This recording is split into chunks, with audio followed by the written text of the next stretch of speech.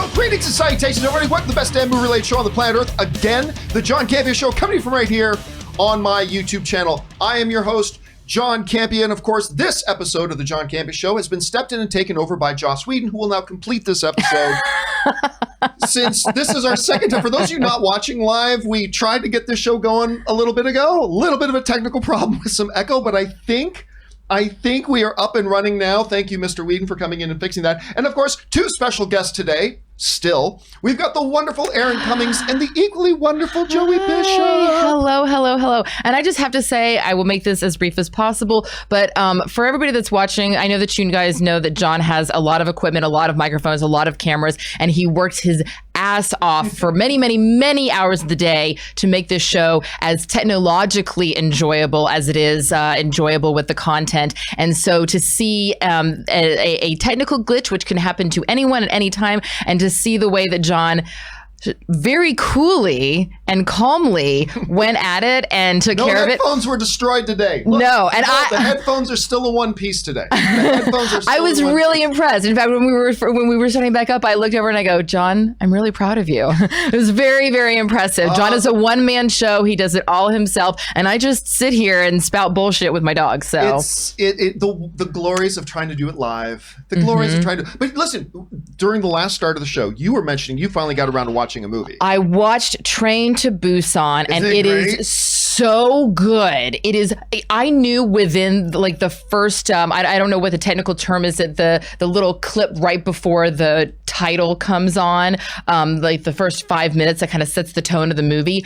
I knew right when I saw that thing happen. That happens. I was like, oh, I'm in. This is great. And it did not disappoint from start to finish. It had heart. It actually made me rethink my plan of going outside and letting the zombies eat me right away. Because I was like, oh, those things are scary. Yeah, maybe I would run. You know what?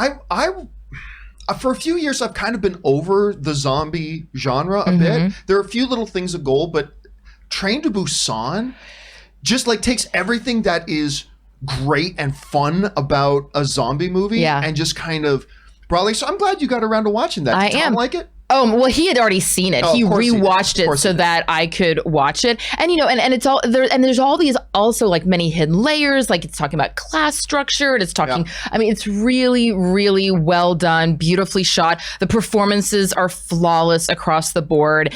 And well done. It's really well done film. And listen, guys, we do have a lot of stuff to talk about here today. But before we get into our main topics, let's go right off the top with this. Now, everybody knows that one of the films that got not postponed, but their production got shut down because of the whole pandemic and everything like that is Mission Impossible 7. Now, one of the guys they had cast in Mission Impossible 7, which I was actually really excited about, with Nicholas Hoult, who, of course, you probably know him best as Beast in the more recent X-Men films.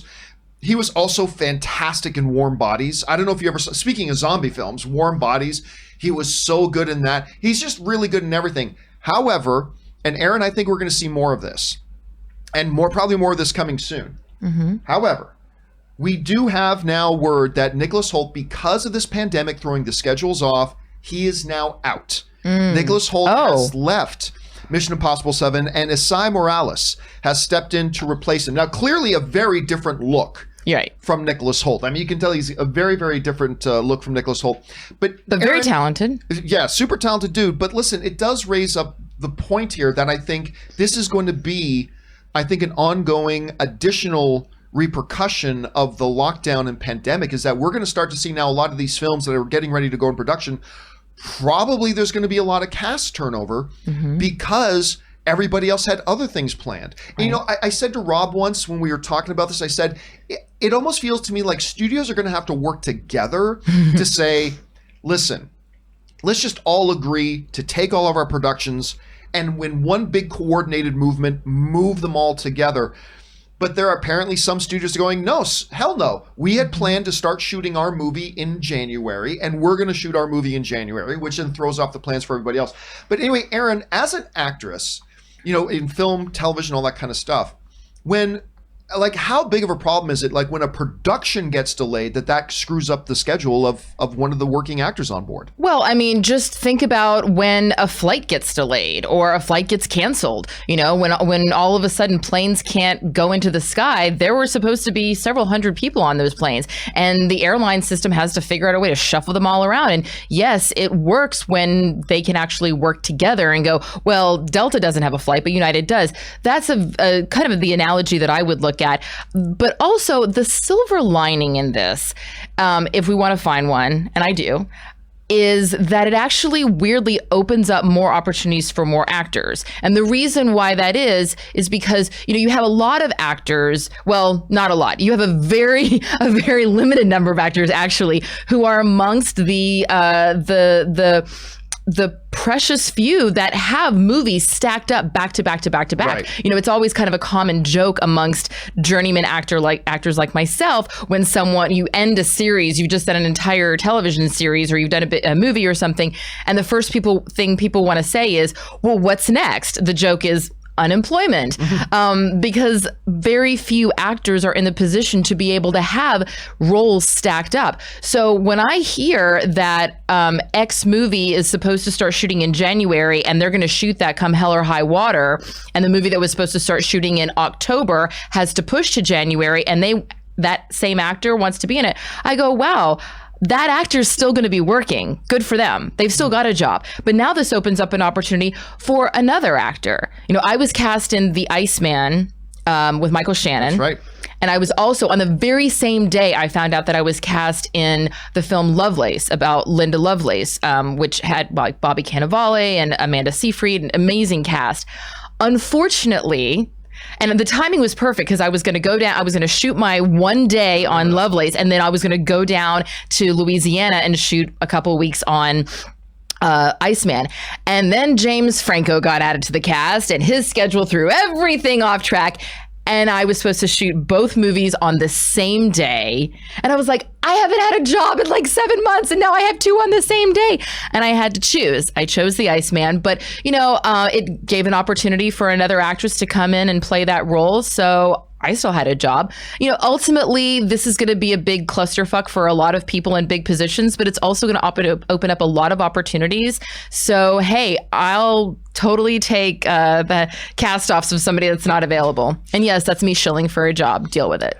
All right, guys, question is, I mean, we're still a ways out from getting Mission Impossible 7, but I was really looking forward to Nicholas Hoult playing in this role. What do you guys think about this? Jump down to the comment section below and let us know your thoughts. All right, guys, with that down and out of the way, let's move into our main topics today. And how do we select our main topics here in the John Campea Show? Well, it's really rather simple. You see, you guys come up with our main topics by going anytime 24/7 over to www.thejohncampeashow.com/contact.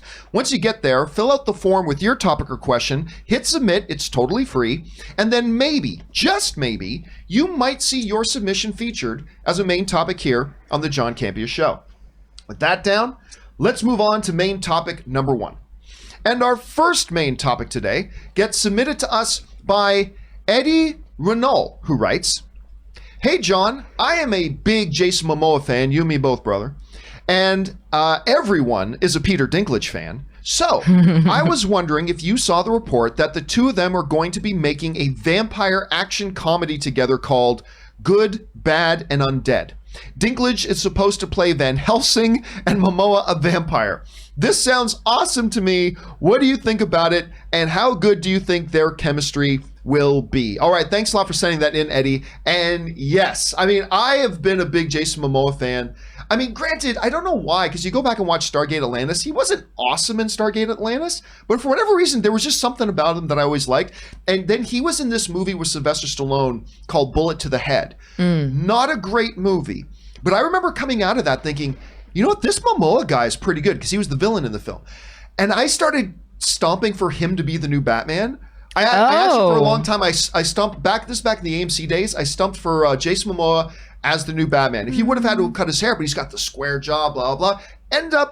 He ended up in the DCU anyway. But anyway, so yeah, this story came out yesterday, and I just can't believe it. I think this sounds amazing. This is a story from Variety that writes, Dinklage will portray Van Helsing, the last in a line of vampire hunters. He has an uneasy partnership with Momoa's vampire character, who has taken a vow never to kill again. Together, they run a scam from town to town where Van Helsing pretends to vanquish the vampire for money. But they wind up on the run after a massive bounty is put on the vampire. So this has a whole lot of wonderful all rolled into one. Wonderful thing number one, Peter Dinklage. Yes. Wonderful thing number two, Jason Momoa. Wonderful thing number three, a vampire comedy. But wonderful thing number four, I love movies that have kind of the dirty, rotten scoundrels take. Is that what you were going to? That's totally what I was thinking. You're going to go, yeah, yes, 100%. Like running a scam, something goes wrong. This is clearly not going to be an Academy Award nominated film, but this sounds like a lot of fun to me. I think this sounds really, really good. Now, one of the things that people got to keep in mind too is that it will be a comedy, because I thought I read somewhere at first that it was going to be like a darker thing, but then I read other reports that said no, they're going to go comedy. As far as how good will their chemistry be, Dinklage, when you look at Game of Thrones and all the different characters throughout the show that he would have to spend time with and interact with, Dinklage just has an ability to generate chemistry with just about anybody he's with.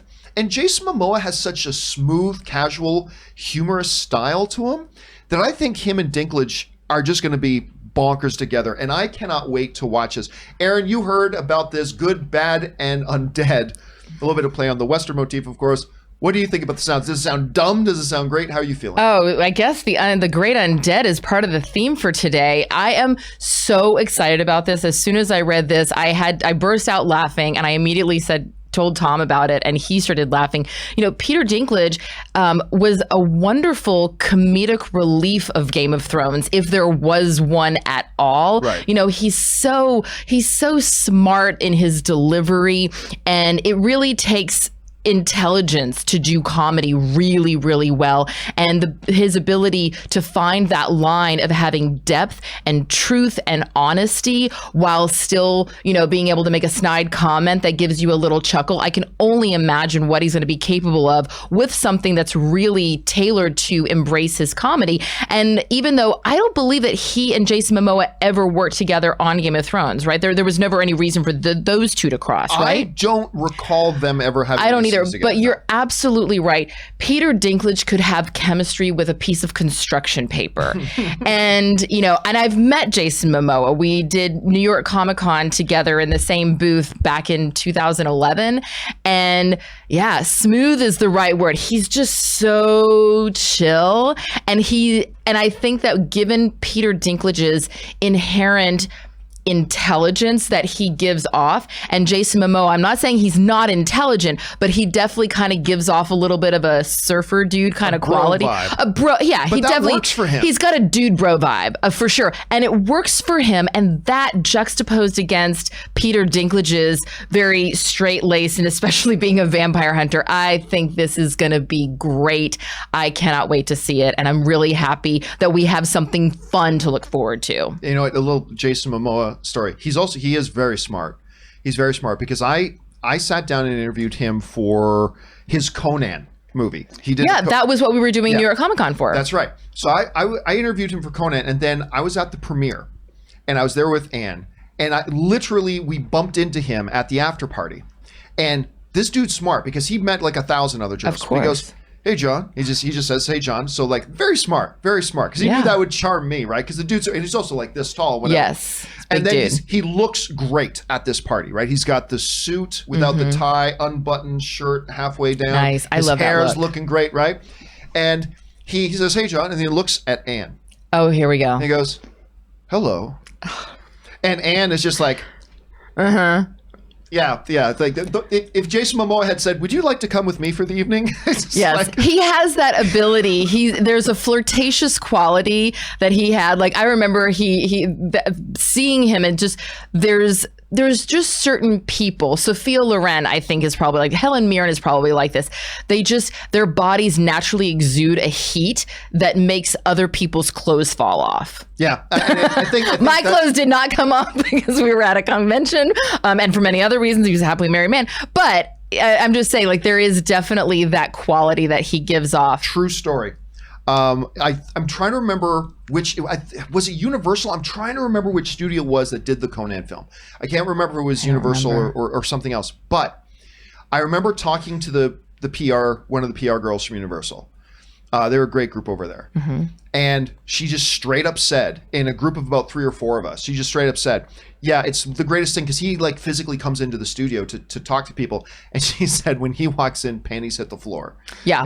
John Hamm has that same quality. Does like he? When I worked on Mad Men, it literally, every guy was just like, I want to be your best friend. And every woman was just, you know. But also, they don't cross a line with it, or at least not that I am aware of. And that's what also makes them so sexy, is like they exude such a sexual quality, but they know that, they're aware of it, and they don't misuse it. See, I don't know what it is about Momoa. See, I don't know how good of an actor he is. And I say that honestly. I don't know, because he's got an Arnold Schwarzenegger and a little bit of a Dwayne, very different from Arnold or Dwayne The Rock Johnson. But he's got an Arnold Schwarzenegger and Dwayne The Rock Johnson X factor. Yes. That he has just so much pure, raw charm and charisma that I just love seeing him on screen. And if you were to ask me, hey, legitimately, on a scale of 1 to 10, how good of an actor he is, I just go, you know what? I don't know. He might be Shakespearean. He might not be very good. I'm not sure. But he's got such an X factor about him.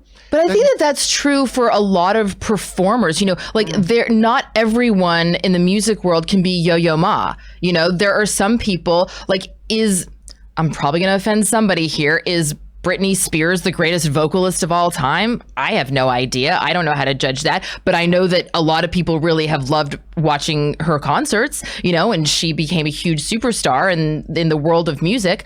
And I think that it's a similar thing for actors. You know, not everyone is going to be, Sir Ben Kingsley. Not everyone is going to be Helen Mirren. And when we can take someone like Jason Momoa and say, wow, we really love the charisma and the charm and the presence that you bring to your characters, you don't have to be able to play Richard III.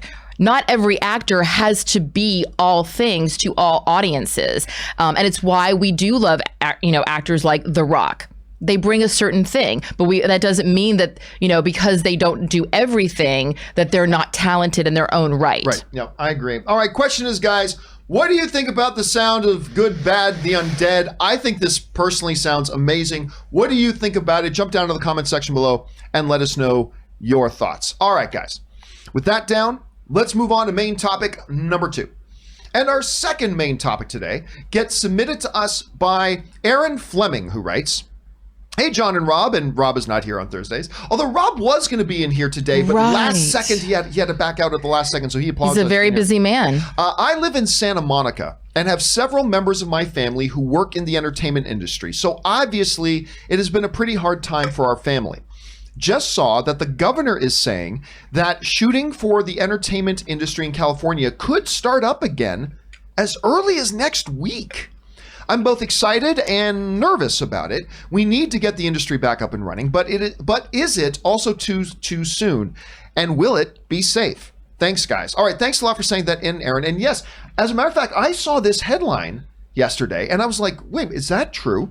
And yeah, the headlines, now this is, of course, is on Deadline, but the governor's saying that production could start not necessarily statewide, but in certain counties that are meeting certain milestones. Production could start as early as next week. It could start as early as next week. Now, this is what it said in the Variety article. Governor Gavin Newsom brought his economic recovery and reinvention listening tour to Hollywood on Wednesday. He hosted a virtual roundtable with Californians who work in the film and television industry.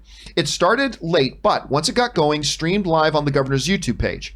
We're in real time drafting guidelines for specific sectors, including the entertainment industry, said the governor. Those guidelines will be released on Monday and will allow some counties to move deeper into the governor's four-phase plan. Newsom made it clear that this includes the entertainment industry as well.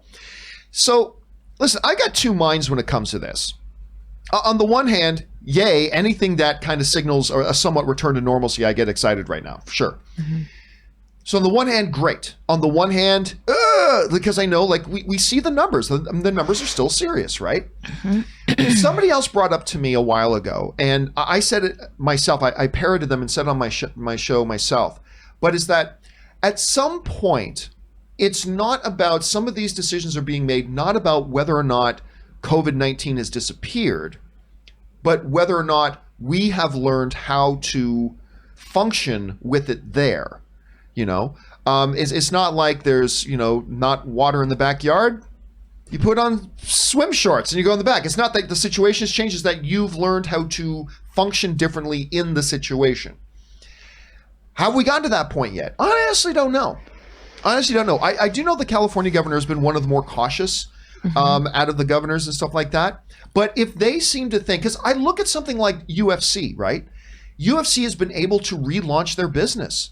Now, they've not gotten rid of the pandemic, but what they have done is learned how to function and operate within it.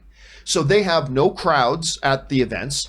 They sequester everybody away in hotels. They give everybody multiple tests. And then at the day, they do the event in a very isolated way and broadcast it to the world. Blah, blah, blah. They've just found a way to continue to operate within the circumstance. So it sounds to me like that's the approach they're taking, that, listen, we acknowledge the problem isn't gone yet, but we think we have come up with ways to do it relatively safely.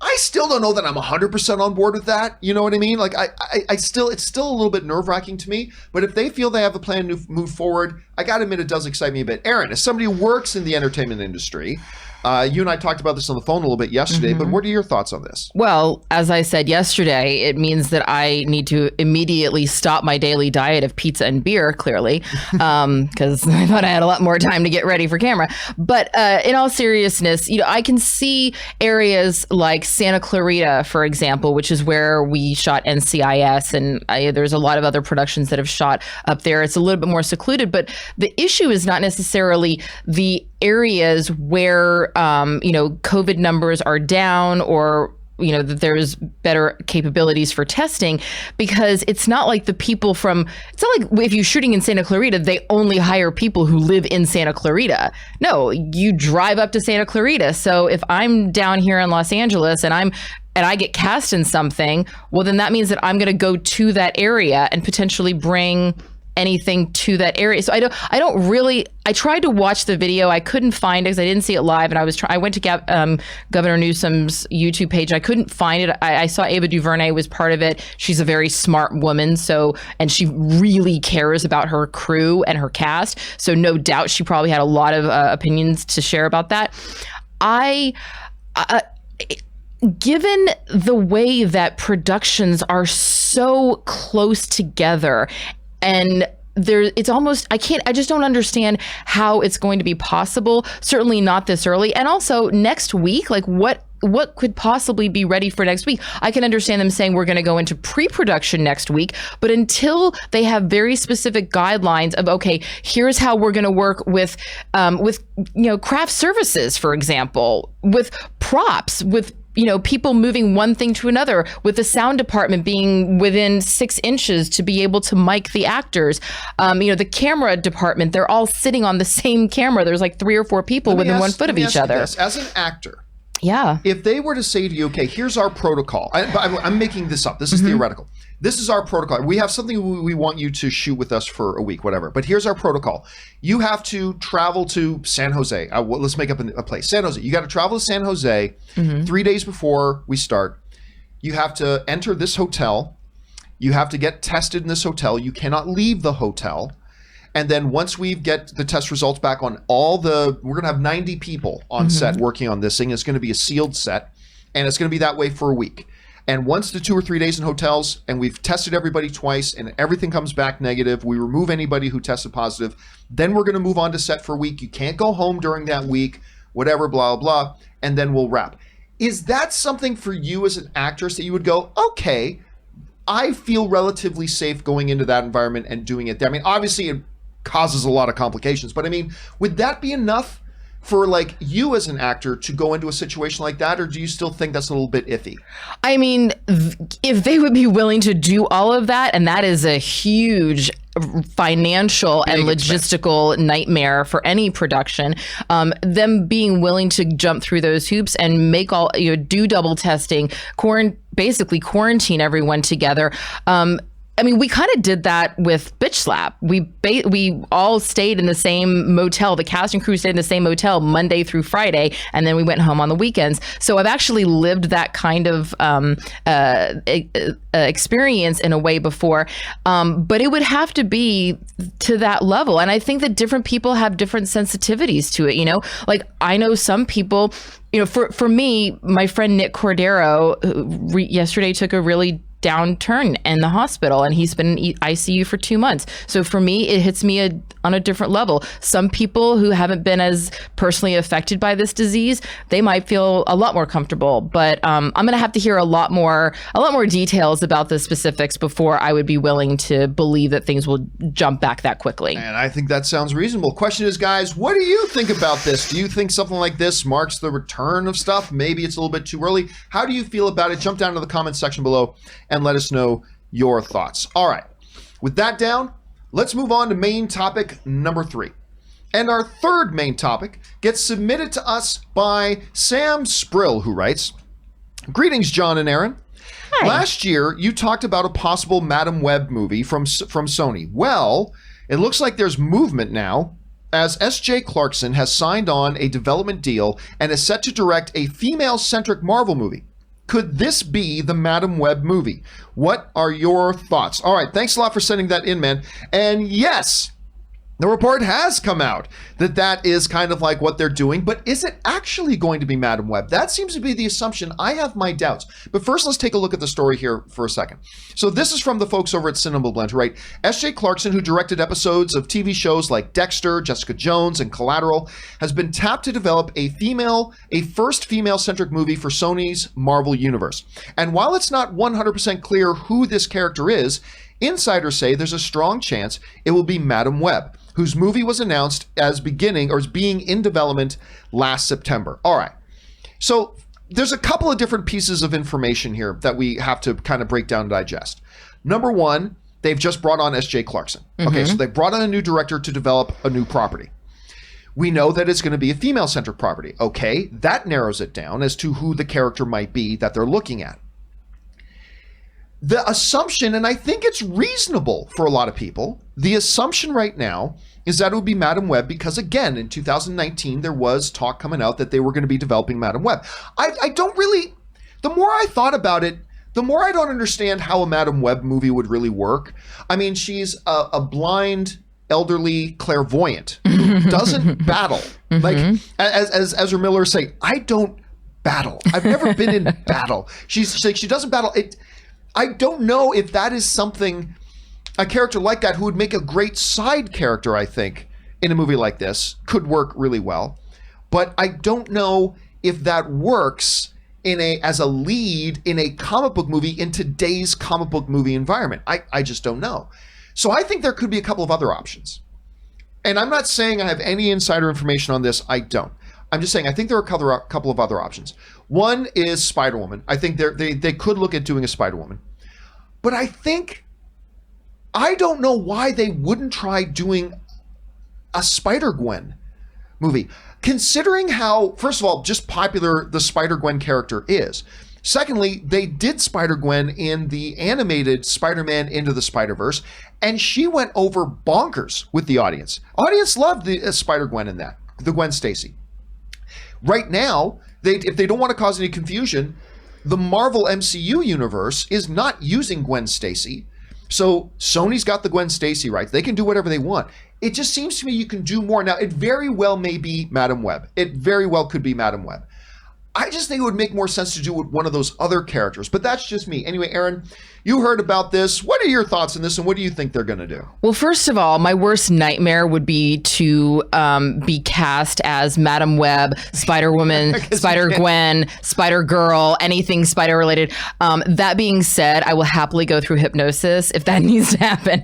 But I was reading that and I was like, oh my God, how amazing would that be to play any of those women? Oh my God, how awful would that be for me and my arachnophobia? For those of you who do not know, Erin's arachnophobia is no joke. I took her to see Spider-Man Into the Spider-Verse, And there's that one quick little scene with an animated cartoon spider. You're doing this, but it's not this. It was the size of a 70-foot screen, and it had 8,000 eyes, and it just looked at me, and it was like, I'm gonna eat you. And I thought she was gonna tear my arm off, because that thing was like claws, and it's like, I have this debilitating, totally irrational. I get a cartoon one wouldn't do it. I thought, in my defense, I did not think a cartoon spider would freak you out. So yeah, it's no joke. Aaron's arachnophobia is pretty bad. No joke. But that being please continue. So I will challenge you on this, though. The idea that she wouldn't be able to be a good leading character because she doesn't battle, because she's blind, she's elderly, she's confined to this big spider web chair that her husband built her, and it helps her lungs breathe and her heart beat. I mean, basically, it is her life support machine. Life support system, yeah. Yeah, it's a life support system. And if she gets taken off of it, then she's going to die, blah, blah, blah. That being said, as Ezra Miller said, I don't battle. Well, he still gets a standalone show of The Flash. Look at Doctor Strange. He doesn't really battle either. I love the idea that someone who's... Sure he does. Doctor Strange has had several big battles, and so did... But like using his powers, it's not like he throws off his cape and all of a sudden Benedict Cumberbatch comes up with like bulging biceps. But I mean, Benedict Cumberbatch and who's the... not Twyla... who's the woman? Oh gosh, she's very... From what? Oh, fuck it. Sometimes you just can't figure it out. She's tall, she's very androgynous looking, and she's got the mental powers. Jean Grey? No, it doesn't matter. Okay. She was in Doctor Strange. Oh, the ancient one? Yes. Oh, okay. That's what I'm saying, is like that that's what I'm imagining when I'm thinking of her, of Madame Web's abilities to, to battle, is her. And she also, she has immortality, so maybe she doesn't necessarily have to be super old, but like if it was Helen Mirren, how awesome would that be? I think that this could still be a very cool show, a very cool standalone series, especially a very cool standalone film with her exploring those kinds of powers. I think it could be really exciting, but I don't understand, like, what's with we might, like, just say what the movie is. You know what I mean? Well, I don't think they're ready to announce what it is. I don't think they're ready to announce what it is. But you know what I'm going to say, John. Well, hey, look, again, this was just... You know what I'm going to say about that word that they used. Yes, but I mean, again, it much like, by the way, I do want to go back to that for a second. Do you know that the official Disney announcement, because we were talking about that Star Wars spinoff show before, do you know the official Disney press release did come out? You know what it didn't mention? Female-centric? It didn't mention it at all. It was just Variety discovered that, and they reported it. Variety needs a vocabulary lesson. Well, anyway, but I mean, this does narrow it down, though, here. Because for us as fans, there's only a certain number of characters it could be, right? So we're talking Spider-Woman or Spider-Gwen or whatever. So I invite the journalistic community to stop using the term female-centric and just use the term like female-led. Like, okay, we're gonna have a new film coming out, and it's starring an as yet undisclosed female superhero. Just say it like that, because when the term female-centric, I just feel like it turns off a lot of people, a lot of the male audience automatically was like, oh, that's gonna be for chicks, and then to the female audience, it sounds like it's pandering. I am a feminist. My husband is a feminist. Let's not make any mistakes about that, so don't lose your shit and all of a sudden think, but I want to see a movie that's led by a woman but without that term, you know what I mean? Because then I'm like, oh, they just come out and said she's going to be directing a film that will be based on one of the female characters from the comics. Yes. So it's a matter of semantics for you. Like, you just prefer that terminology. Right, because the terminology is very, it really is, unfortunately, really divisive. And I love working on projects. When I did Astronaut Wives Club, number 1 through 7, the top 7 stars, we were all women, but it wasn't like, here's a show that's all about the girls. It was, this is a television show featuring the untold stories of the shoulders upon which America's heroes stood. And we have all these astronauts in this great time period, but it wasn't like, hey, ladies, something for you. You know, and that's kind of where that frustration for me comes in. I think that a Spider-Woman, a Spider-Gwen, a Cassandra Webb, any of those sound really exciting. I won't watch any of them unless I have, you know, John to cover my eyes over the spiders. Yes. That being said, you know, but I think that I think Cassandra Webb could be a great character. I think she could be really exciting. It could be. I just don't know that it's going to have the wider appeal. Like right now, Spider-Gwen is very popular, right? Like you could do something with that. And so I just Blade didn't have wider appeal either. I was going to say that and Morbius. Morbius also is not like a household name, right? Morbius isn't a household name. And I think that trailer looks amazing. So it's going to be interesting to see how this evolves. Question here is, guys, what do you think about this? Do you think they are going to go Madam Web, like they kind of alluded to earlier in the year? Do you think they might go with another character? What would you do if you were a studio head there? Which character would you choose to go forward with? Jump down to the comment section below and let us know your thoughts. All right, with that down and out of the way, let's now move on to our fourth and final main topic today. And our fourth and final main topic today gets submitted to us by Nick B, who writes, "Hey John, can you believe that they finally did it? The Snyder Cut is coming to HBO Max in 2021 with a full $20 to $30 million investment to finish it. What are your overall thoughts, and what do you think of waiting a year to finish the project as opposed to just releasing it right now as a launch exclusive for HBO Max? Thanks, and I love your show." All right, thanks a lot for sending that in, Nick. And yes, it came out. They're going to finally finish the Snyder Cut. They're going to actually finish it, and they're going to be putting it out. Now, the Snyder Cut thing has been an opera. Oh yeah, for forever. I mean, you and I've literally talked about it for years. Absolutely. And so, here's one of the funny things about it. The Snyder Cut. The funny thing about this is, there are three very distinct opinions that I've had about it. One, and this has always been the big thing with me and people who follow me. One has been, I've been saying for a very long time that there's an edit that Zack Snyder has. I've said that forever. You and I talked about it 2 years ago. I've been here when you said it, yeah. I said, you know, what does not exist is there's no such thing as a Snyder Cut, in the sense that there's nothing that is complete and ready to go. They do not have a cut of the film that you can just take and go and release. Right. I remember it was like over a year ago or so, I put this post on Twitter that said, instead of hashtag release the Snyder Cut, people should be tweeting hashtag complete and release the Snyder Cut. Remember that? Yes. I put this big thing like there's color correction, there's sound editing, there's mixing. You would not believe the amount of people I have had. Now, a lot of people are changing their song now, saying, oh, no, we always knew it wasn't totally complete. BS. You would not believe, because I've talked to you about it. I've talked to Rob about it. Like, you've always said that it was there. It just wasn't ready to be. Right? Yeah. But I have had so many people over the years write in, and they're saying, Campea, you don't know anything. He says it's done. It's absolutely done. It's finished. It's not just a cut. It's not just an edit. It's totally finished. And I'm like, no, it's not. It's Zack Snyder himself has said that. Now, look, I just want to be very, very clear before we move forward in talking about the Snyder Cut. I want to be very, very clear, because there have even been some people online who took like a clip of me saying there is no Snyder Cut, without including all the other stuff where I said, by Snyder Cut, when I mean it, there's not a completed movie. So they've made a, I'm saying. Wait, I'm confused. You're saying that there are people who actually go on the internet and they manipulate words of other people to fit whatever it is that they want to say? But I want to be clear about this. Shocking. Here's what I have been saying. Here's what I have been saying about the Snyder Cut forever.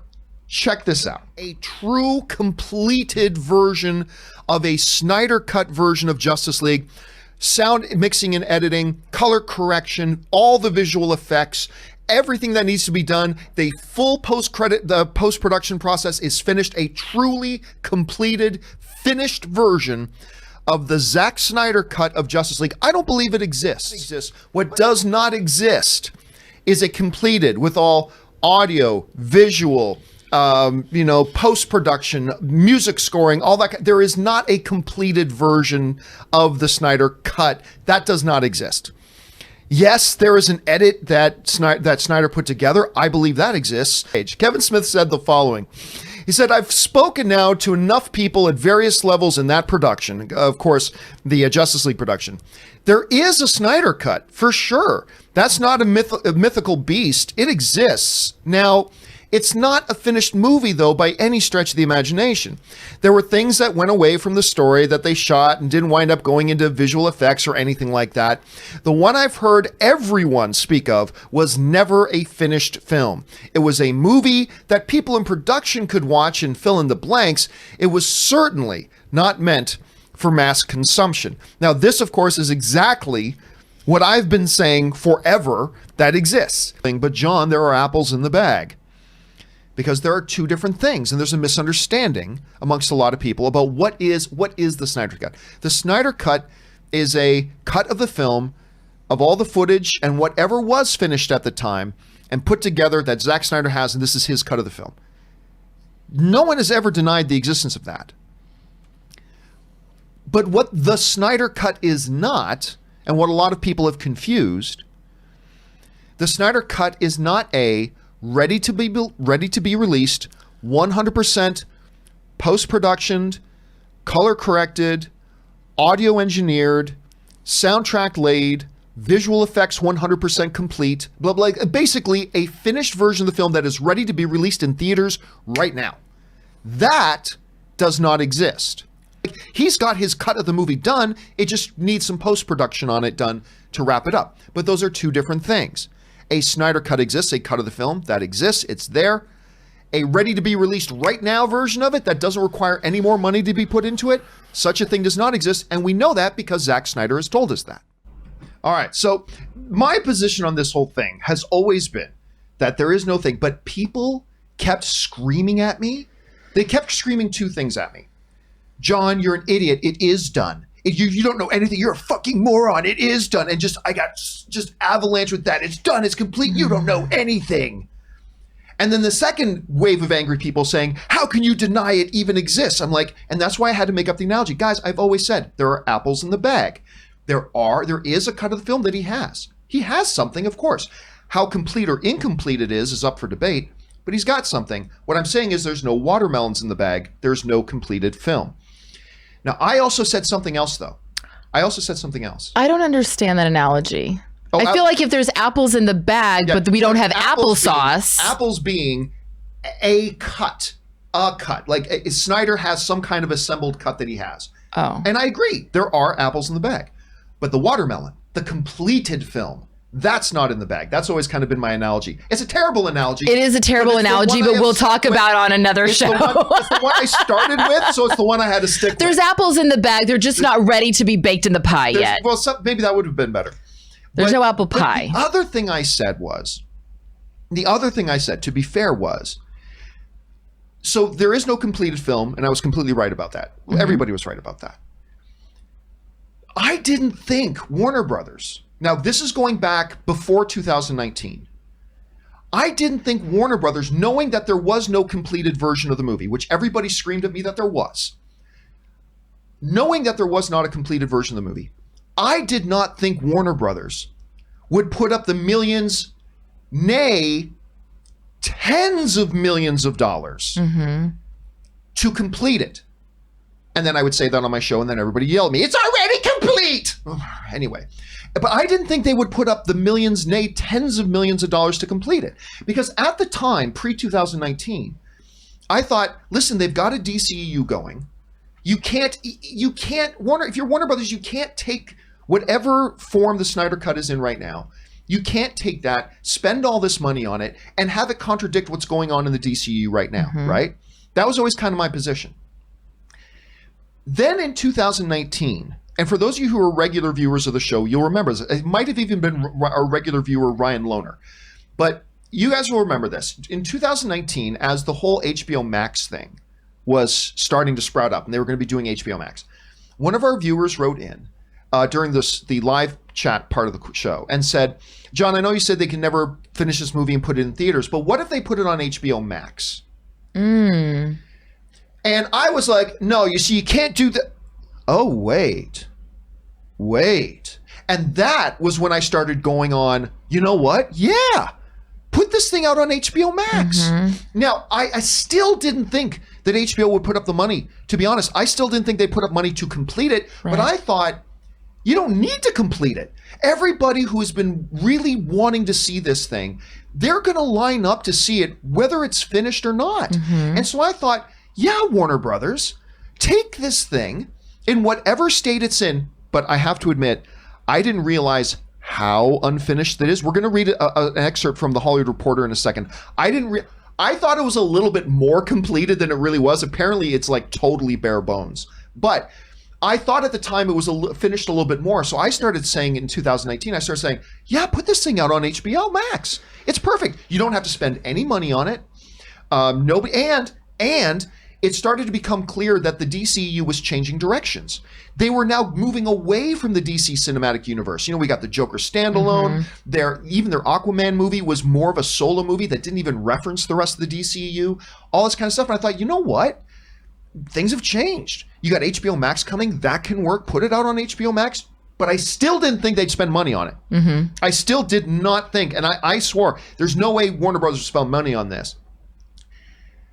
And because part of that was like, not only do you have to spend the tens of millions of dollars to finish it, at the time prior to HBO Max, I thought, now you got to spend also tens of millions of dollars to market it by putting it out in theaters. You can't put this thing in theaters.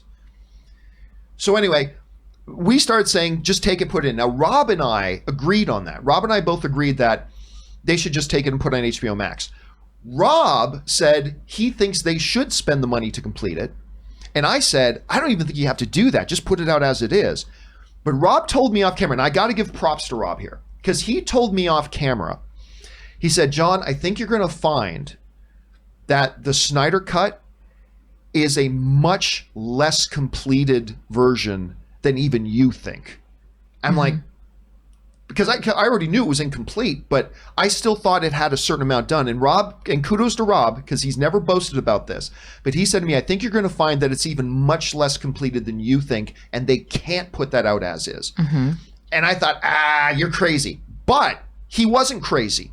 Here's the article. Now, the Hollywood Reporter sat down and spoke with Zack and Deborah Snyder to talk about this. And this is really interesting. This is what the Hollywood Reporter, sitting down with Zack Snyder and Deborah Snyder after the release or the announcement of the Snyder Cut coming, this is what it said.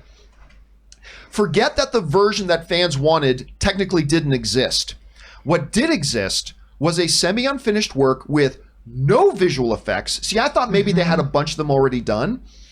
No visual effects and no post-production. I thought they at least had some post-production done. Like, I mean, I knew the film wasn't complete, but even I thought it was a little bit more complete than that. But anyway, listen to the rest of this.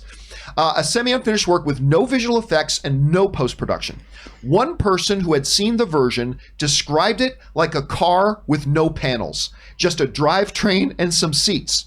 But, adds Deborah Snyder, with the new platform and streaming services, you can have something like this, talking about HBO Max. You can have something like this. You can release something like, you cannot release something like this theatrically, but you could on a streaming service. It's an opportunity that wasn't there 2 years ago, to be honest.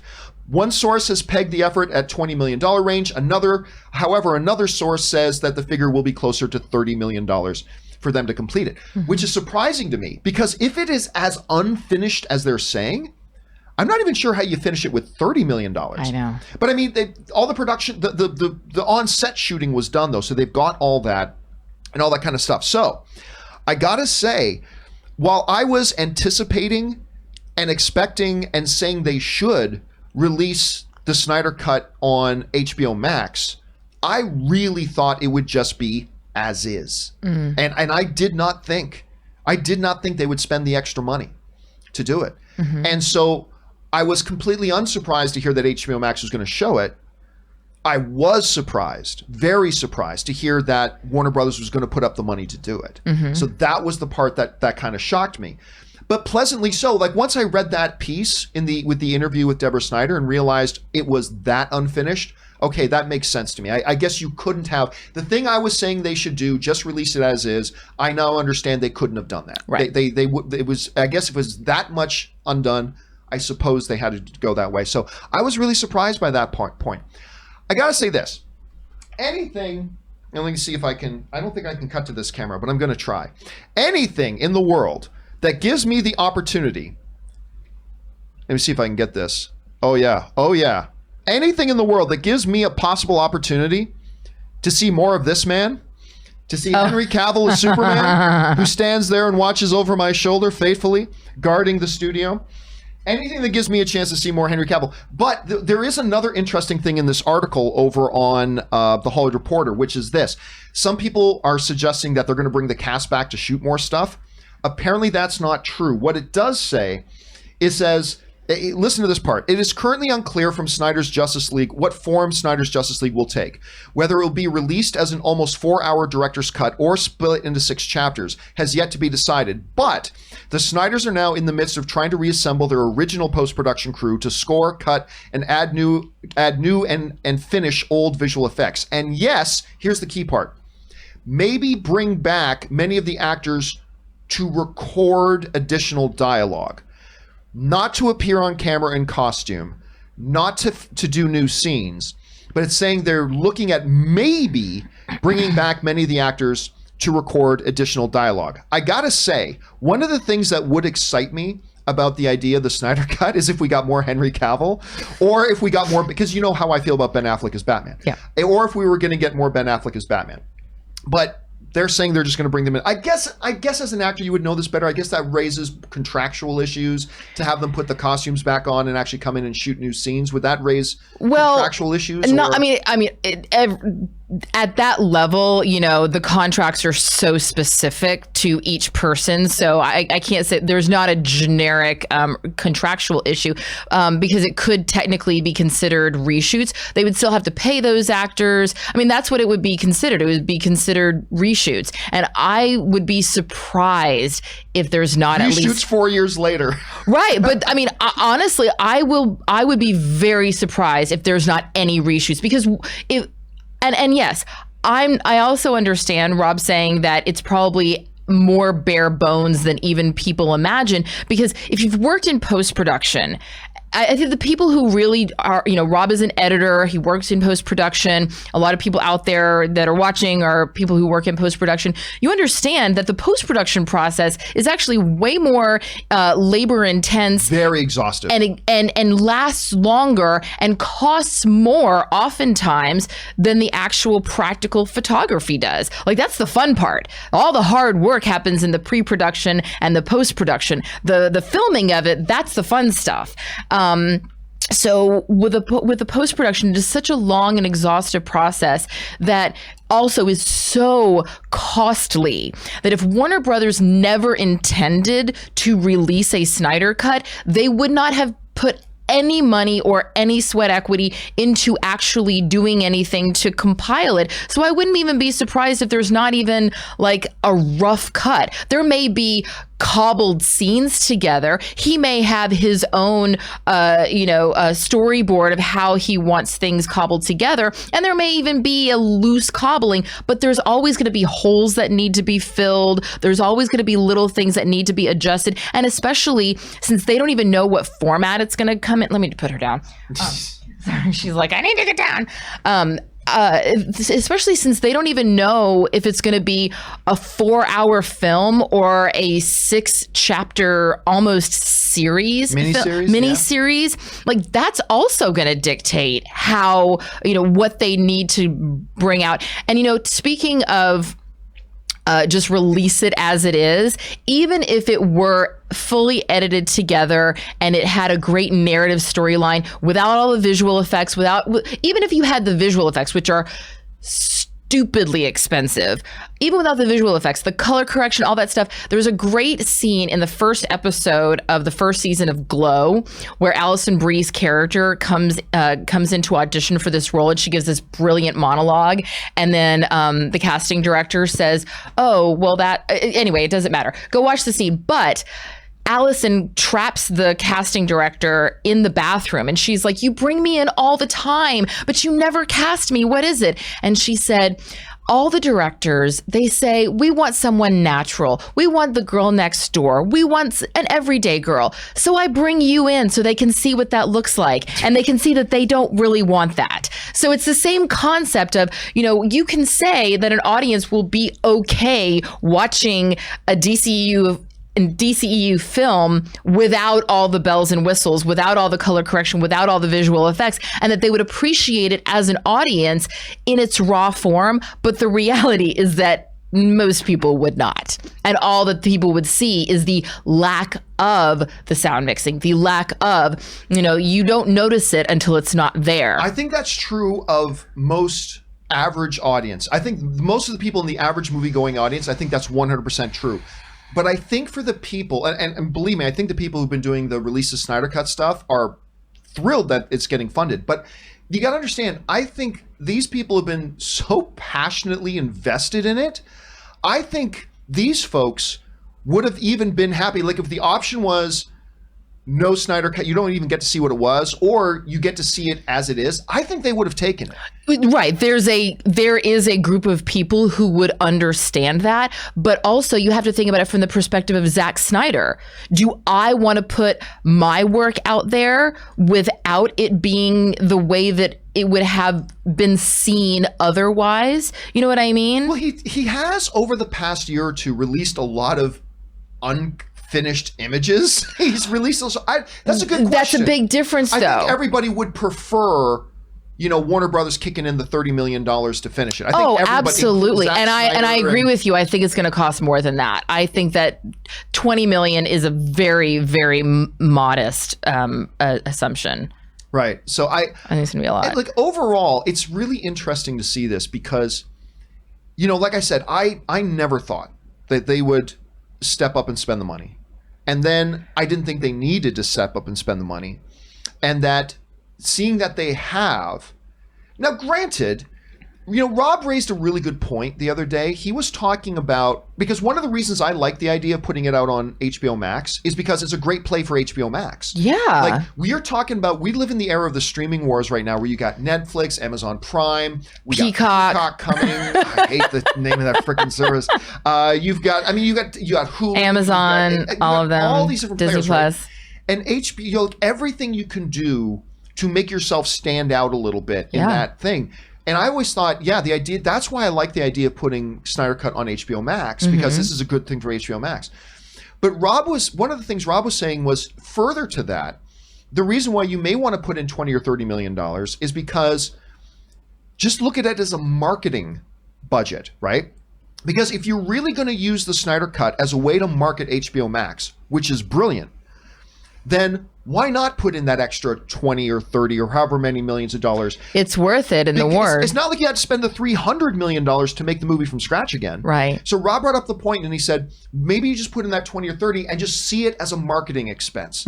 And that, I think that was a really good observation. I think that was probably. And there's the right also so many other things that they can add to that. Like one of the things that I love about watching shows on HBO Max is the fact that they all, HBO has a wonderful way of always giving behind the scenes glimpses. Yes, After every episode of Westworld, they give you a 5-minute episode of like, oh, here's how we did the fight scene or whatever. And I love that. And I think that movie fans love seeing how the sausage is made and the behind the scenes. And this story has such an epic behind the scenes aspect to it, from the tragedy of his daughter's death to, the reasons why it got held off. And then the fans demanding to see it, and like, good for you guys. I mean, talk about the people have spoken and the powers that be have listened, because clearly this was never going to be. Well, there's a part in the Hollywood Reporter article that actually specifically calls it out, because I think one of the guys that was really holding it up, one of the guys who did not like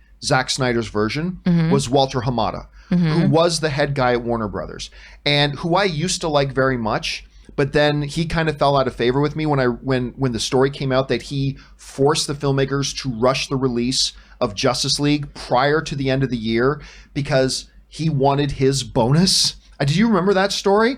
Anyway, then Walter Hamada got us. So now you got... Because he's not already making millions upon millions upon millions. So now you've got a new CEO in there, right? Who I think has been more open to the idea.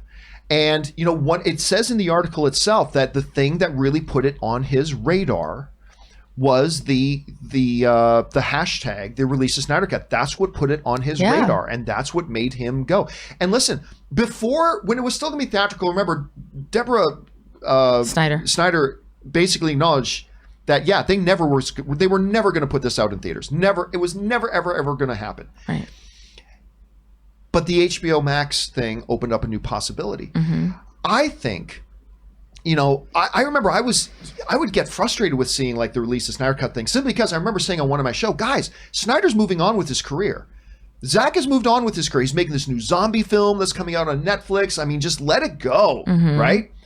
But then the HBO Max thing came and the hashtags continued. And he points out that was one of the things that kept it on as the CEO. That's what kept it on his radar. Yeah. And had him get involved in conversations with Zack about it. And like, listen, it worked. And what kind of an incredible win is that for him to say, oh, see, the thing that my predecessor was not going to do, I'm going to do it. And I'm going to do it in a way that is going to really make a big splash. Like this is a way for the new head the new head of Warner Brothers to say, I'm making my mark.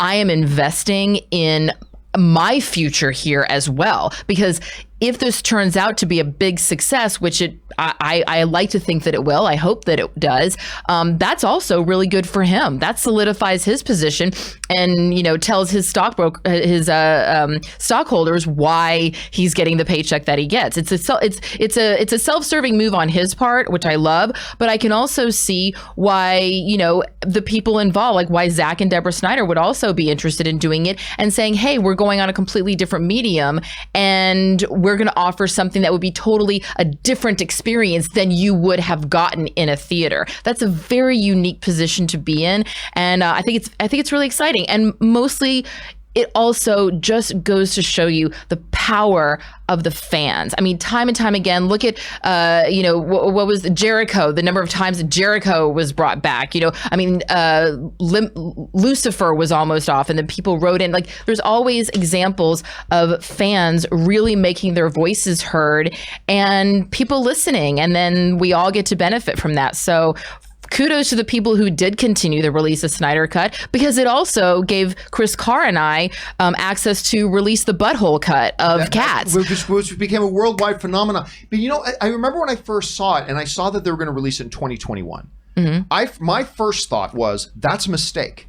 My first thought was, that's a mistake to release in 2021 and that they were going to put in the money, because I thought, if you just release it as is, you can release it with the launch of HBO Max. And I remember thinking, isn't there something huge to that? Like, release it as HBO Max launch? Yes, it's the unfinished version. Now, once I read the article in full and then I realized how unfinished the Snyder Cut was, then I'm like, okay, yeah, that wouldn't have worked. You might as well put your best foot forward and come out swinging with it, like you're saying, in 2021. And it is, you're right, it's a featherless cap. Now, something that everybody's got to keep in mind, though, that while there are insane people out there who do not understand how great Man of Steel is. There are totally insane people out there. You could have just ended it at insane people out there. Do not understand or acknowledge the greatness of Man of Steel.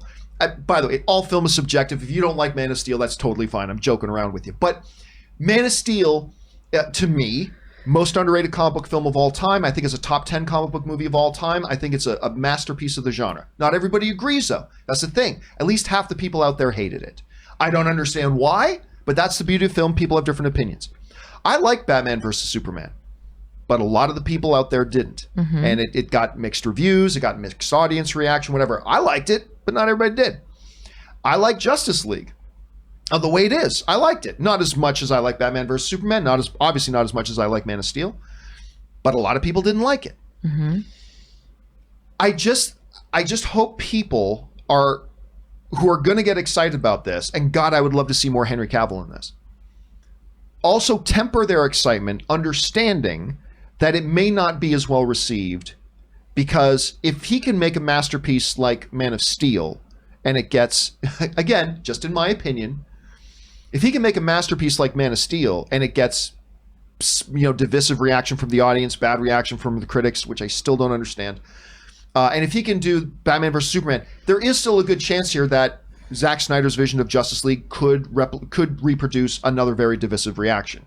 So I just hope people temper their expectations that this is going to usher in a brand new world of everything, because you and I may like it, but if it's consistent with what Zack has done in those other movies, which we liked, but a lot of people didn't. So I just don't know. It's going to be interesting to see how people react to that. Well, there's going to be a lot of people that hate it, just like there's a lot of people that hate anything. I had an acting teacher once who would say to us, I remember this really stuck with me. She said, the first sign of success is attack. When people start attacking you, because I think somebody in the class had done something and then they made this stupid mistake of reading a chat thread, which is always death to the confidence of anyone. It's basically like hearing all the worst things that anyone ever said about you in high school, except it's for the wide public to read. And then, and it can be, you and I have had many conversations off camera about how really mean and horrible people can be, no matter how successful things are. And so I'm not saying that the only reason why people would say something bad about someone or a project is because they're being a hater, but there is always going to be that element. And like you always say, film is subjective. Some people will love it. Some people will hate it. I think that there's a lot of excitement surrounding this. And the people who are really excited about it are going to be, just as you said, so happy to finally see Zack Snyder's and Deborah Snyder's vision for this, that hopefully that'll be enough. And hopefully, Warner Brothers, it seems like they're really committed to this. So let's just expect that the haters are going to hate. And for the rest of us, we'll go in with open minds, open arms, and open hearts. The one thing I would throw in here, though, as somebody who never thought that Warner Brothers would actually put up money for this, I kind of feel like reading how unfinished it really is, I would, look, to me, I'm kind of feeling like if you're going to do it, and if it truly is that unfinished, give it more than $30 million. They will. You think? I hope they 100% they will. There's no way they're going to keep it to 20 or 30 million. Yeah, no way. I'm just thinking, and the more excitement, and here's the thing, the more excitement builds, the more that now that there's going to be a new hashtag of Snyder Cut is coming or whatever. You're welcome.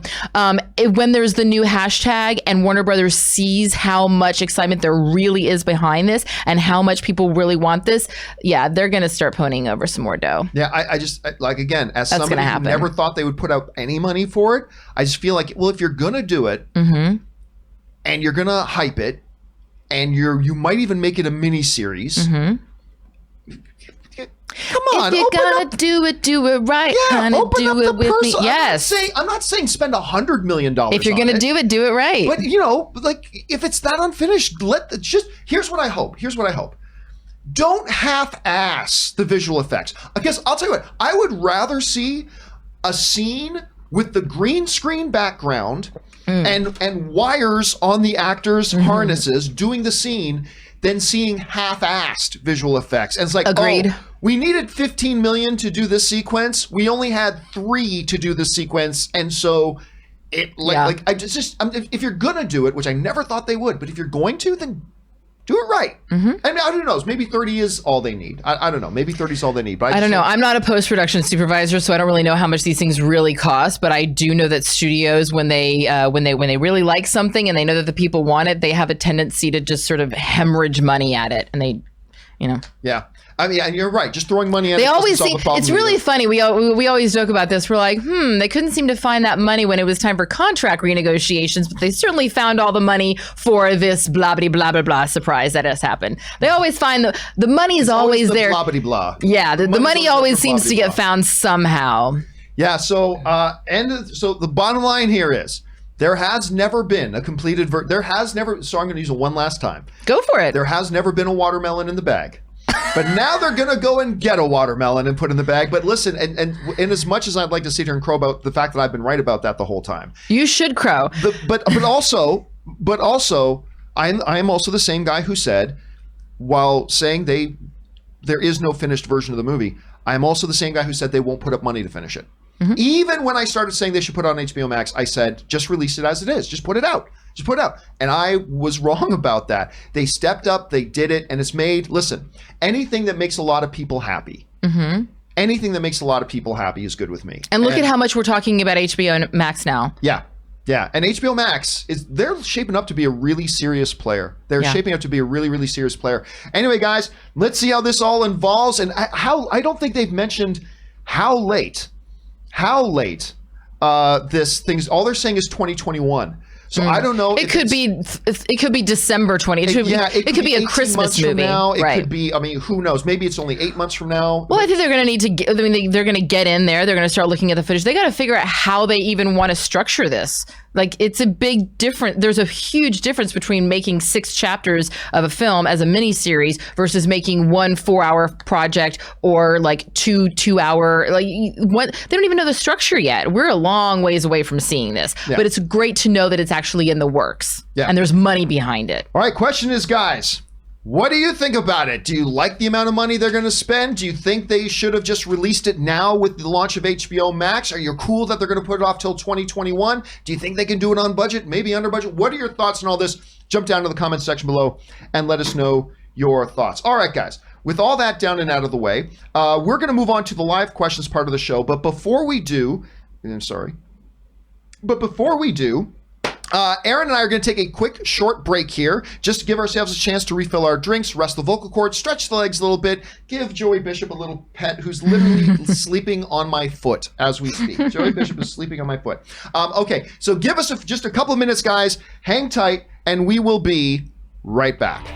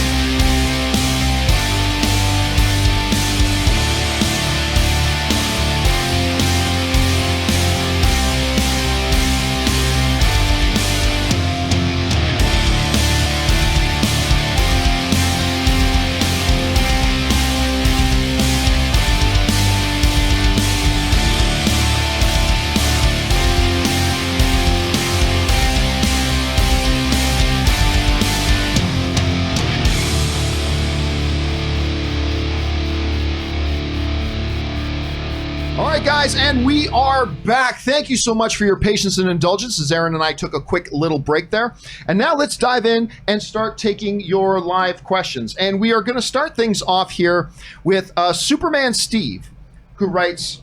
wait a second. I didn't think... Oh, yes, it is. Okay, so Superman Steve writes, John and Rob, if teleportation became a reality in our lifetime, would you take advantage of it? And yes, where would you go first? Here to Australia? LOL. Ooh, if teleportation was a real thing, and you could just snap your fingers and instantly be whisked away somewhere.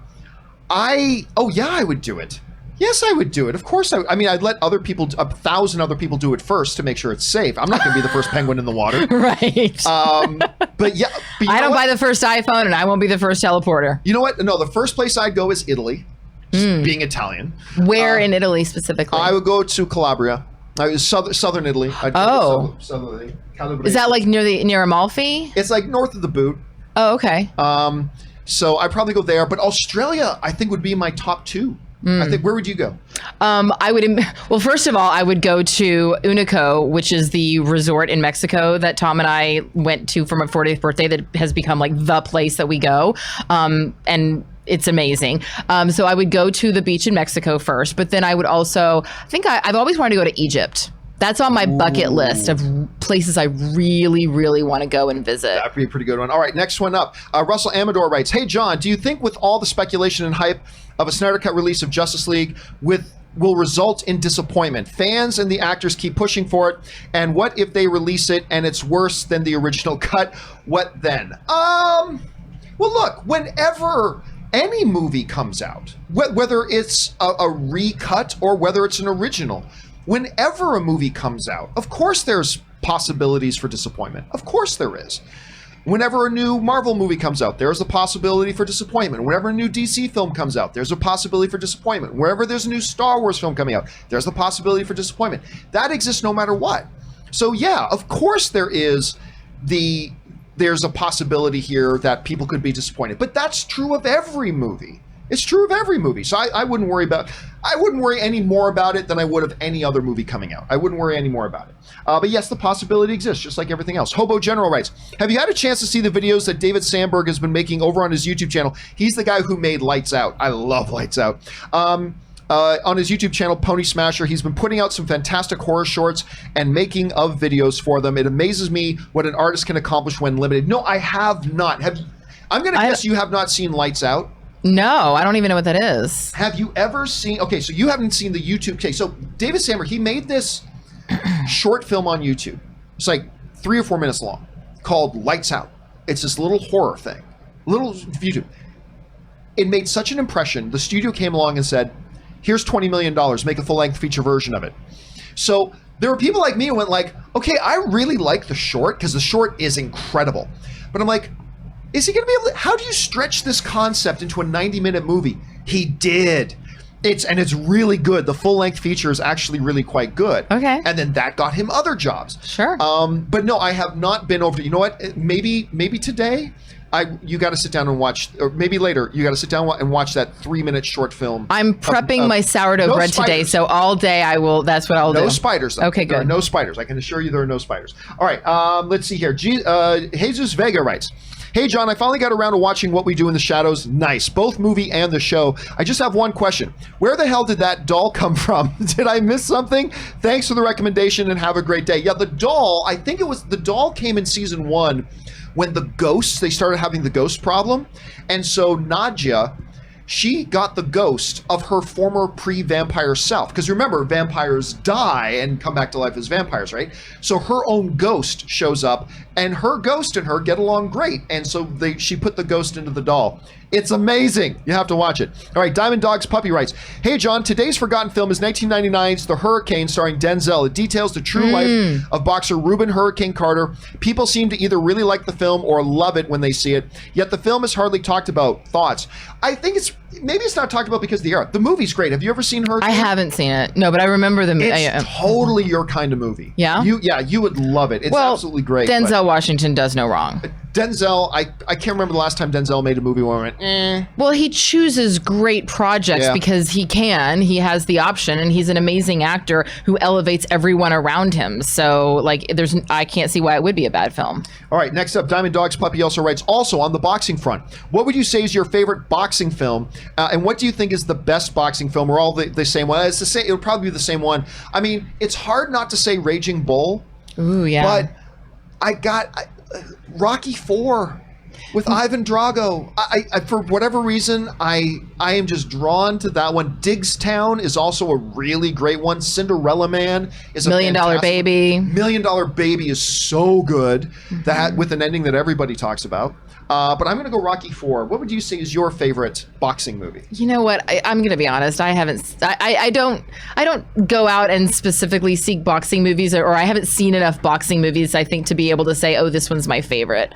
So I don't think I'm really a good person to ask about that. All right. Next up here, we've got, who do we have here? The Thingamajig. I like that name, right? Hey, John, I'm a huge Fantastic Four fan. I may be in the minority, but I really like the Tim Story Fantastic Four movies. You are in the minority, but there's nothing wrong with that. Also, those who didn't like the movies, don't be happy. Fantastic Four is back with Marvel. Kevin Feige was the executive producer for Tim Story's 4 movies. True, but he wasn't the creative director on it. You got to keep. He was an executive producer on it, yes, but he wasn't the creative force behind it, like Kevin Feige is at Marvel now. Now Feige has total control over the story directions all of his movies take. That wasn't the role or the function that he had on those ones. So expect a different kind of Fantastic Four. And this, by the way, the Tim Story Fantastic Four movies, Michael Chiklis as Ben Grimm, I like that. Chris Evans as Johnny Storm, I like that. You know, there's things about it's much like the prequels to me. There are, even though I don't like the Tim Story Fantastic Four movies, there are things in them to appreciate. So again, get it? I said thing. There are things in there to appreciate, I think. So anyway, Dimsum05 writes, list of directors currently having bad days at the office. David Ayer, Neil Blomkamp, and now Josh Trank, with his Capone movie. Let's send good vibes and hopes for their futures are more palatable. Yeah, it's too bad because I like Josh Trank. Josh Trank did a movie called Chronicle with Michael B. Jordan, Dane DeHaan, about these kids who discover this meteor underground. They get superpowers, and it's like a real look. What would actual teenage dudes in high school actually do if they got superpowers? Oh my God. It's wonderful. It's really wonderful. Then he was supposed to do Boba Fett, got off that project. Then he did Fantastic Four. There was all this drama with Fox, and then finally he got another movie with Tom Hardy called Capone. And I've been really excited about it because I like Josh Trank, but I haven't watched it because I keep hearing bad things about it, and I I love Tom Hardy, and I was really looking him too. I was looking forward to this being another like notch in his belt towards Philip Seymour Hoffman-esque type career, because as delicious as Tom Hardy is as a human, with just the most beautifully kissable lips anyone could possibly have. No, I already told. There's your hashtag, beautifully kissable beautifully lips. Kissable lips. No, Tom knows that I have a big Tom. In fact, he's trying to get me to. Your husband. My husband, Tom, knows. In fact, when he was trying to get me to watch Dunkirk, he was like, Tom's Hardy's lips are in it, because he knows. He's like, he doesn't say a lot, but his lips are there. I was really hoping he's one of those guys that, despite his attractiveness, he's not afraid to, quote, ugly himself up for a role and transform himself physically as well as his wide range as an actor. He's so incredibly talented, and Philip Seymour Hoffman, while I wouldn't necessarily put him in the beautifully kissable lips category, he had that transformative quality as an actor, and I was really hoping that this would be another opportunity for Tom Hardy to show that side of himself. Well, with his beautifully kissable lips. I still haven't watched it. I'm only avoiding it because I'm afraid of being disappointed. I may love it. I don't know, but I hope I enjoy it. Senpaigar writes, EJ writes, if you could get Steven Spielberg's 100% honest opinion about any subject, what would you ask him? I would want to ask him about a lot of things, but if there's one thing where it's like maybe he would be shifty about and I wanted 100% honest, I'd like to know what went on behind the scenes of Indiana Jones and the Kingdom of the Crystal Skull. Because the script was not the script he wanted to make. But George Lucas kind of mandated that was the script. They were going to do a script by, the name of the writer who wrote Shawshank Redemption. Not Aaron Sorkin. Not Aaron Sorkin. Oh gosh. And I'm freezing on it now. But they had, and I think he also directed Shawshank Redemption. Anyway, that guy wrote a script for the fourth Indiana Jones movie, but George vetoed it. Oh. He had veto power, and he vetoed it, and then they went in this other direction, and then the rest. So I would love to know, because like George and Steven Spielberg are like best friends. So it's like, if I could get 100% honest answer out of him, it would be, well, come on, what really happened? Just between you and me. Yeah. What would really? We always want the dirt. Always want the dirt, even though I don't really want it, but I kind of want it. All right, Senpaigar writes, "Hey John, I thought you might be interested to know that in Canada, the X-Men films are on Disney Plus, and the F-bomb was left in there in the Wolverine cameo in First Class. They have a caption warning about the language, but yeah, it's in there. Yeah, and that's consistent with what we've been talking about. There are other places in the world where Disney Plus is that have things on their version of Disney Plus that are not on the American version of Disney Plus. And I don't know that Disney Plus will ever put the X-Men films on Disney Plus. Maybe they will. Maybe they won't. I kind of think they'll put them on Hulu, but if they do put them on Disney Plus in America, I guarantee you that F-bomb's getting either bleeped out or voice dubbed over or cut out altogether. Yeah, the FCC is never going to allow that. Yeah, Wolverine, go Finkel yourself. That's exactly what it'll be. Go fart yourself. Yeah, go fart yourself. That's exactly what they'll do. All right, next up, Glenn Tracy. I'm enjoying the new season of Bosch. Titus Welliver has done an amazing job to bring that character to life. Over under 20%. Matthew McConaughey will appear in a future series as the Lincoln Lawyer. There are various storylines with both of them in the movies. Well, it's funny you bring that up, because Aaron, there was just supposed to be, right up until the pandemic, there was a new show that was greenlit called The Lincoln Lawyer that was based on the same novel series that Matthew McConaughey did his thing. And one actress, Erin Cummings, was cast to be in the show. And then the show got canceled as a result of during the pandemic. I'd even done my fitting. Like, we were supposed to shoot literally. I did my fitting on Wednesday. I got a call Thursday night from the showrunner saying we've been, we've had to shut down everything. I was supposed to film on Monday, like literally that week. That following week, and he called and he said, we everything's shut down, but here's the good news, is that because we already been picked up for an entire season, we're going straight to series as soon as we get the green light. There is an actress who, it wasn't announced, but I found out through channels that I'll tell you offline. There's a pretty well-known actress who apparently was signed on to do the show as well, and she had already been told, hey, pack up your place in New York and move back to LA. She'd given up her apartment in New York, was en route to LA to start shooting, and then all of a sudden we found out, nope, it's not moving forward. But there has been a lot of fan interest in the show finding another home, and I have been told that it is not dead, and I would love to see The Lincoln Lawyer starring Logan Marshall Green, and with a nice recurring role for Erin Cummings. I would love to see that live on Amazon for that kind of crossover. Just so you can have that crossover with Bosch. Yes, and also, Titus, he is so brilliant. He's great. He was so good in Sons of Anarchy. I loved him in his small part in Sons of I Anarchy. loved him in oh my God, not Westworld, Western movie, TV show, HBO. Western TV show. Western TV show. I don't know. Yes, you do. It's about the brothels. The other thing, you were supposed to start shooting that. Yes. The week the lockdown happened was also the week you were supposed to go and shoot with Will Smith. You were supposed to go and be in Will Smith's movie. I had my call. And then that got shut down. Oh my God! And I was literally like, once Lincoln Lawyer got shut down, I was shooting. It was actually a good thing that it, weirdly enough, got shut down, because there was a schedule change with King Richard, the Will Smith movie that I was supposed to do, where all of a sudden I was shooting King Richard and Lincoln Lawyer on the same day. Lincoln Lawyer fell away. And on Sunday, I was like, please, just let me get to Monday morning. I had a 5:45 a.m. call time. 4 p.m. Sunday, they called and they were like, Warner Brothers just shut it all down. They said, but don't worry. We'll be back. And they have said it's going to have a November 2021 release for King Richard. And I know that Will Smith is you can really have it ready by then. Yes, but I'm saying I truly believe that is a movie that will come back. It will survive the pandemic, and we'll start shooting it again. And I will get to work with you, Mr. Smith, and I cannot wait. All right, next up, Jock Cop writes, hey man, what got the biggest pop from the crowd in your theater? Thor arriving in Wakanda in Infinity War, or Avengers Assemble in Endgame?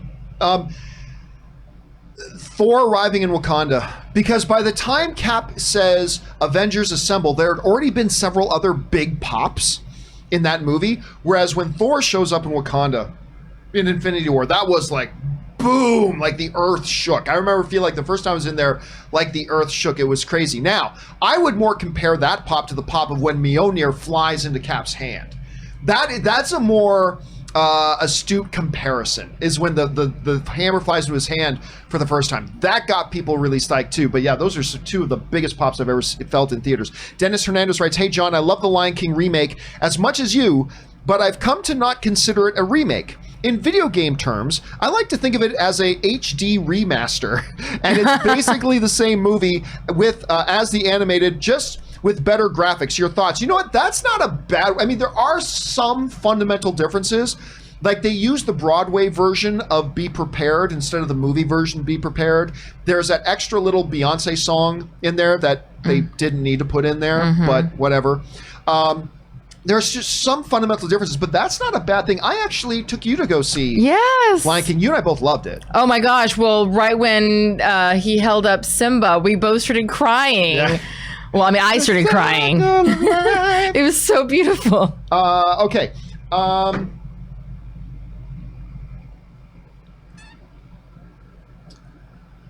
Everything okay? She died. Tell you what, guys, we're going to wrap up today's show, and I will do a companion video later, and we will get all caught up on all the questions that are still remaining there and waiting for you guys. So we will get to that in a little while. For now, though, I want to thank Aaron Cummings for being here with, of course, little Joey Bishop. Aaron, thanks for being here. Thank you for having me. And good to have you. And just in the meantime, where can people find you online? You can find me at Aaron L. Cummings, and you can also find me on Cameo. So if you want someone to get a special shout out, hit me up on Cameo, and I will make sure to do that. And thank you to all of you guys who are here and took a part of your day to be here and be a part of the show. We are very cognizant of how awesome that is. You have a lot of other things you can be doing. Special thank you to all you guys who sent in the live questions, because you did two things. Number one, you gave us great fun things to talk about. And number two, you supported the channel while you were doing it. And all of us here, thank you very, very much for that. So for now, guys, that will do it for me. Thanks a lot for being here. My name is John Campea. And until next time, my friends,